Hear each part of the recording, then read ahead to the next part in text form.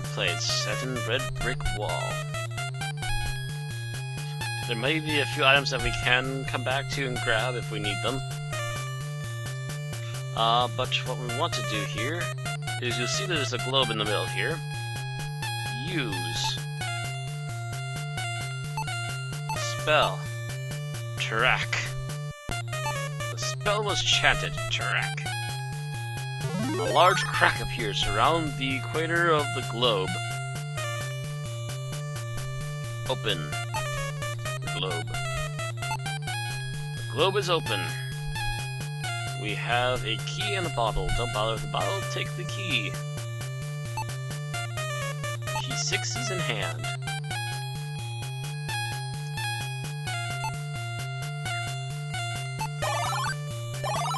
We're gonna move out of here. We're gonna go to the second room. Hint number 1. Don't mess with this. Just don't. Number 2, the stuff I've been collecting for something random coming up. The horseshoe is another possibility. Let's see here. Use. If you look very closely, you see there's a weird crescent marking on the stone down here. That's a handle. Stone rises slowly out of the floor. A shining vial is inside it. We're going to take that shining vial because it's going to be important. The water is in hand. The stone descends back into place.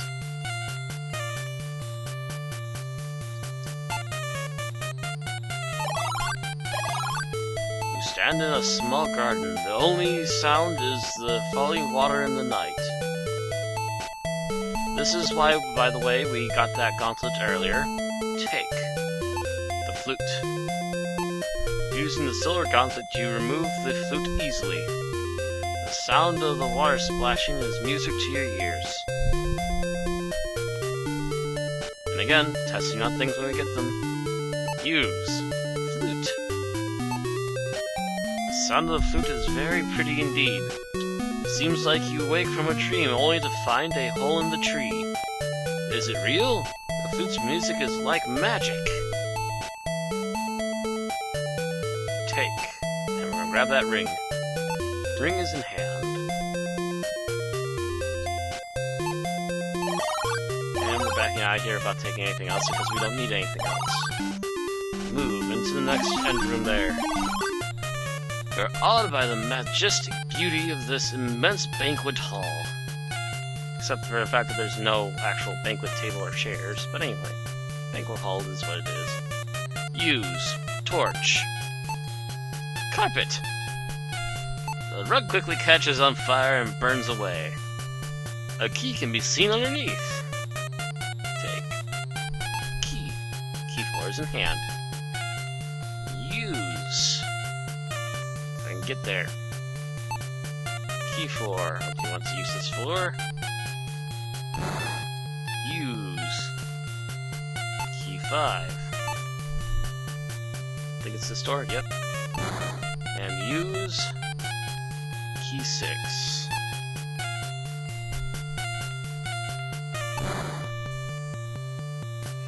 Okay, what we're going to do first is we're going to go into the door at the top right-hand side. This is what we've been collecting stuff for, by the way. It appears to be a sphinx. It looks at you indifferently. Try going for the stairs. As you moved, the Sphinx spoke. Who are you? No one may pass without my permission. To pass, you must answer a riddle. Long neck, no hands. 100 legs, cannot stand. Born of forest, nest, against the wall I rest. Dost thou know? Bring me the answer to my riddle, and I shall let thee pass. I know already exactly what this is, because I took it earlier. Use. It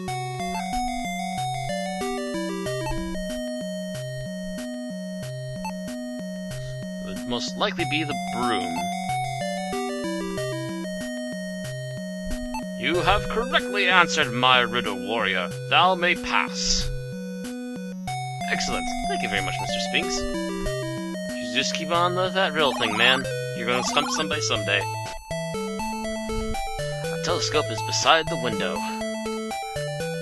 A star map is on the wall. This must be an observatory. First things first, take that star. We're gonna need it. Stars in hand. Now, open map.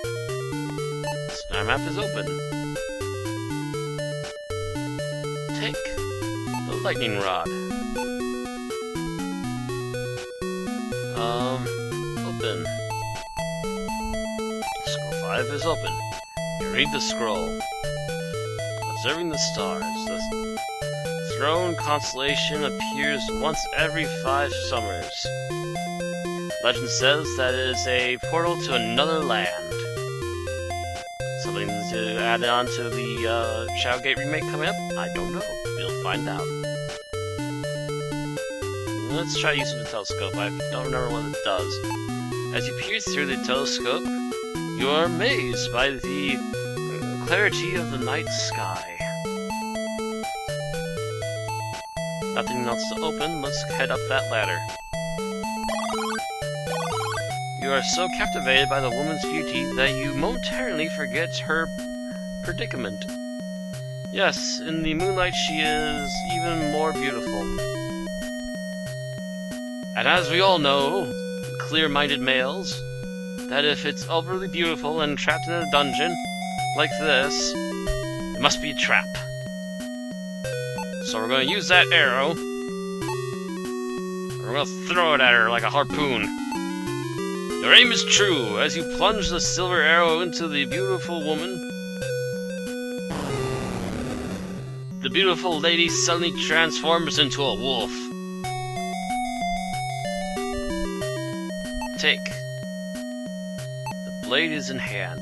That's the blade for the staff that we must make. So let's get out of this tower. And head over here to the next one. So the top left. Although the evening air is cool, this small circular room radiates a fervent heat. And no matter where you go in this room, this'll happen.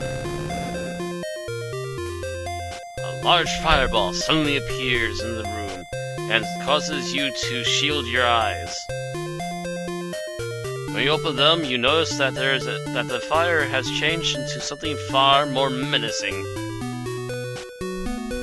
Well, Mr. Hellhound, tell me, how do you like holy water?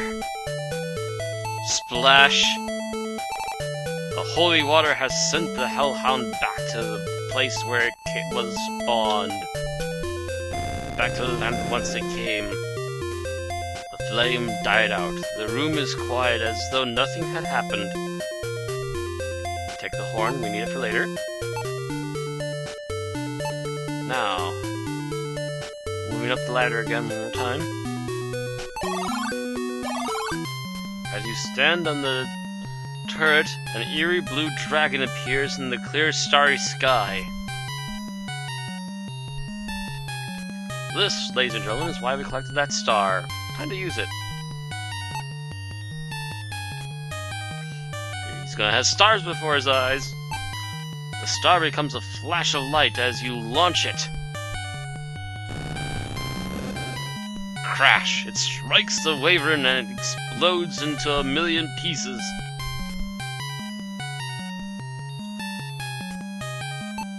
Take. Talisman is in hand. And we're getting the heck out of Dodge.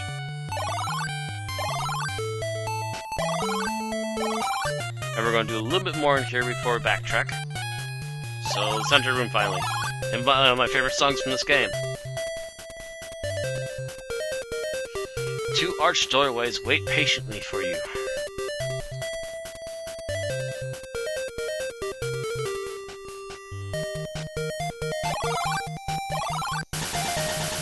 From this windy ledge, you can get an idea that the size and strength of the castle.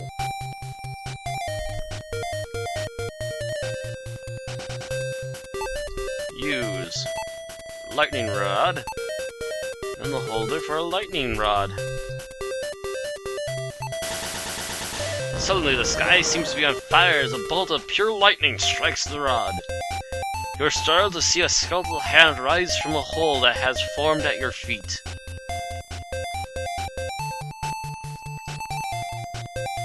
The wand is in hand. As you take the wand from the skeletal hand, it begins to descend once more, and the hole then closes up as if it had never been.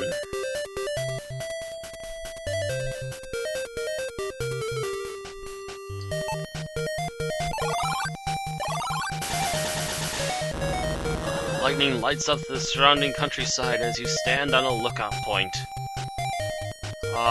By the way, to note, the pot of gold over here is apparently what that's supposed to be, and that's a death trap. No matter what you try to do to get over to it, it's a death trap. And once again, it's a bag that's full of stuff we're gonna need, so we might as well just open it. Bag 3 is open. We need the big coin for later. And again, I'm a hero, but that doesn't mean I can't be a greedy hero out for his gold coin.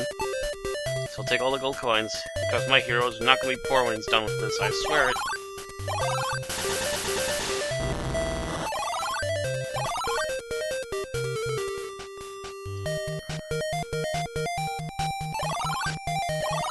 You're in a small throne room. A skeleton wearing a gold crown sits on a throne in front of you. We're gonna do this really quick before we backtrack. Use. Scepter. The one that we got from the mummy. Let's try to place it in the king's hand here, shall we? As soon as you give the scepter to the skeleton, the seal on the pillar lowers. You can now see a ring-shaped hole. Ring.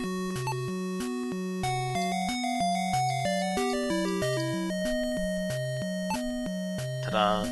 The ring fits perfectly. The throne magically rises, revealing a secret passageway. More like it pushed back than rose, but okay.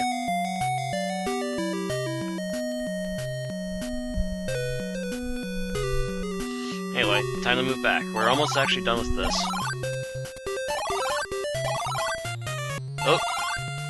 What's that sound again? Use torch. On stock of torches, we have 6 more yet, not 5.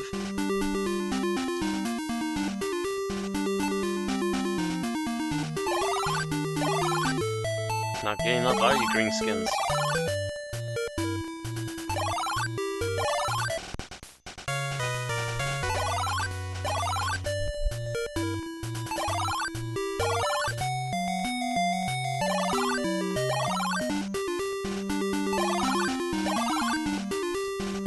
Back into here.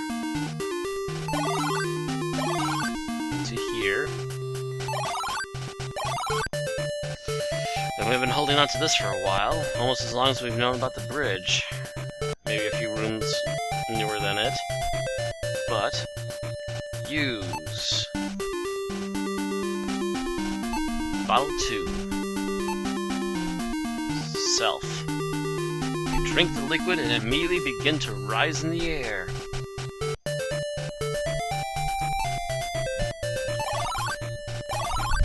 A giant snake confronts you in the small cave. Use. Yeah. Wand.